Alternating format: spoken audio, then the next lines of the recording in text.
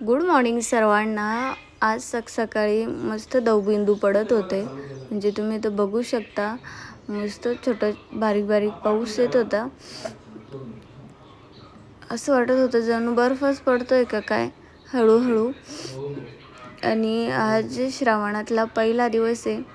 Video मला 2 दिवसापासून टाकायचा होता, पण सर्दी ते झाल्यामुळं मला वेळच मिळाला नाही। व्हिडिओ पूर्ण बघा। मी आज तूप बनवायला घेतलं आहे। मला बऱ्याच दिवसापासून तूप बनवायचं होतं, पण वेळच मिळत नव्हता। तर इथं बघू शकता मी किती तूप काढलेलं आहे, साय काढलेली आहे। तर ही साय माझी साधारणतः 3.5 महिन्याची साय मी साचवलेली एवढी। तर आम्ही रतीब लावलेलं आहे, तर 1 लिटर दूध घेत असतो। तर मी रोज ती साय काढून ठेवत असते दुधावरची। इथे मी साय पूर्ण कढईत टाकून घेतली आहे, आणि जे आपलं मॅशर आहे, मॅशरने पूर्ण साय मी मॅश करून घेतलेली आहे। माझ्याकडे मॅशर आहे, या मॅशरने मस्त साय पूर्ण मॅश करून घेतली आधी।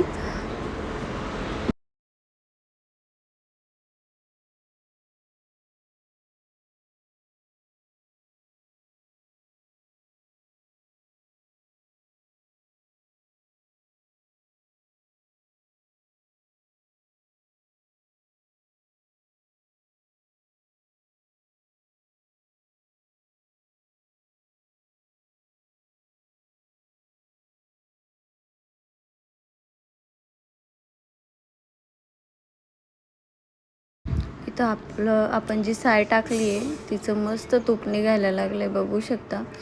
आणि तूप काढायच्या पण बऱ्याच पद्धती आहे, पण मला इथं ही सोपी वाटली, त्यामुळं मी झटपट जी वाटते आहे ती इथं मी वापरली आहे। तर इथं मी पूर्ण जे आपली साय होती ती मी इथं मॅश करून घेतली आहे। इथं बघू शकता मस्त पूर्ण मॅश झाली, आणि तूप पण निघायला सुरुवात झाली आहे।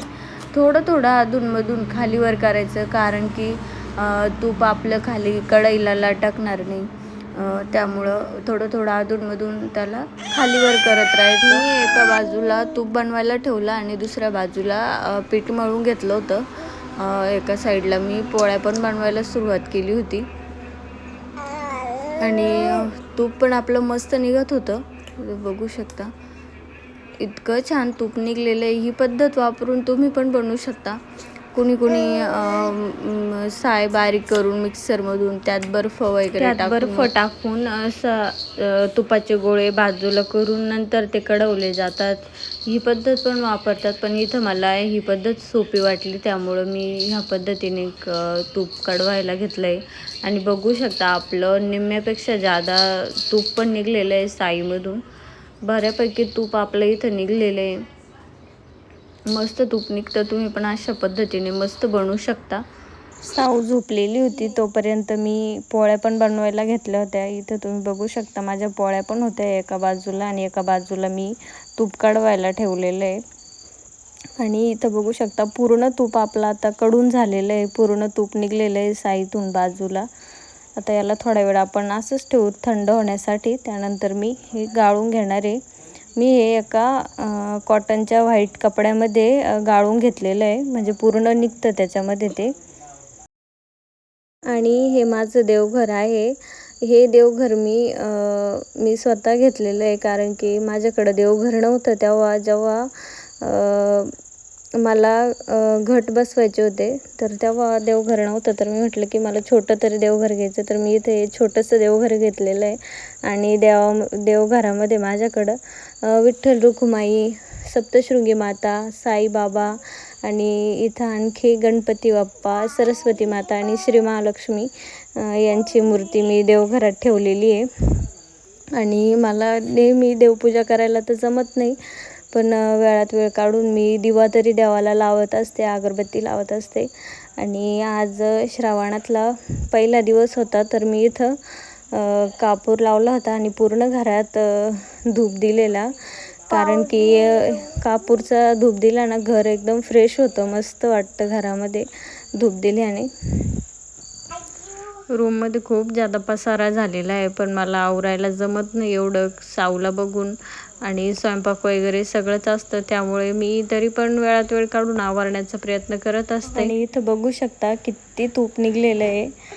आणि ही साईमधलं मी हे कॉटनच्या कपड्यामधून हे गाळून घेतलेलं आहे. आणि आज मला सोयाबीनची वडी बनवायची होती, त्यामुळे मी इथं बघू शकता कढईमध्ये तेल टाकलं आहे. त्यात मी जिरे, मोहरी आणि कांदा मस्त लाल लाल होईपर्यंत परतून घेतलेला आहे तेलामध्ये. आणि सोयाबीनची वडी मला खूप जास्त आवडते, त्यामुळे आज आम्ही सोयाबीनची वडी बनवणार आहे. आणि साऊ पण उठली होती, तर इकडं मी साऊसाठी मूग डाळ खिचडी पण बनवायला टाकली होती. आणि इकडं सोयाबीनची वडी पण बनवते. मस्त कांदा लाल लाल होऊ द्यायचा. त्यानंतर त्यात मी कढीपत्ता, कोथिंबीर टाकली आहे आणि ते पण मस्त परतून घ्यायचं, खालीवर करून घ्यायचं पूर्ण मिश्रण एकदा. त्यानंतर मी इथं त्यालामध्ये हळद टाकलेली. आणि मी जी हळद वापरते ती सेंद्रिय हळद आहे, नैसर्गिक हळद आहे. त्यानंतर त्यात मी थोडीशी लाल तिखट टाकली आहे. लाल तिखट नंतर थोडासा मटण मसाला टाकलेला आहे,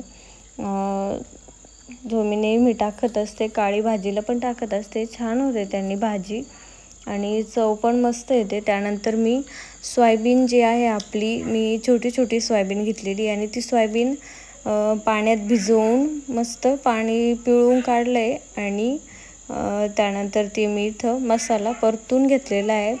मस्तपैकी परतून घेतल्यानंतर सोयाबीन मी पाण्यातून बाजूला काढून पिळून मग कांद्यामध्ये टाकलेली आहे. सोयाबीनची भाजी खूप मस्त होते. आणि जेव्हा आम्ही लहान लहान होतो तेव्हा माझी आजी, म्हणजेच माझ्या मम्मीची मम्मी, सोयाबीनची काळी भाजी बनवायची. ती आम्ही खूप जास्त आवडीने खायचो आणि खूप छान बनायची ती भाजी.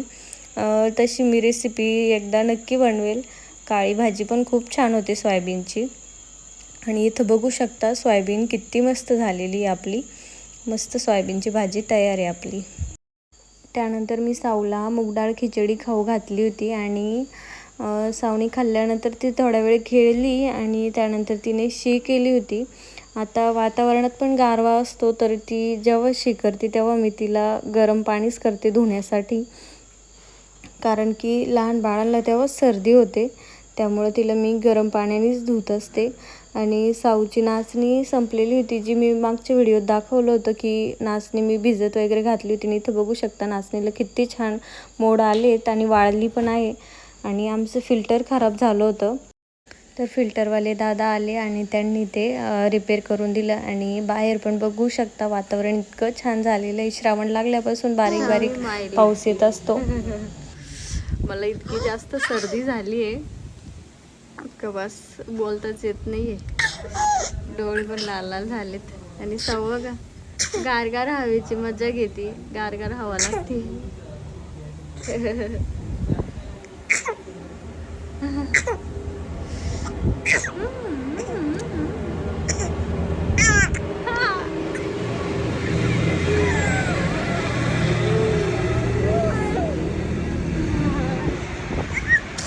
चला मध्ये जरा सर्दी होईल, अजून होईल थोडी थोडी, तर अजून होईल. चला कपडे काढून घ्यावं लागेल. चला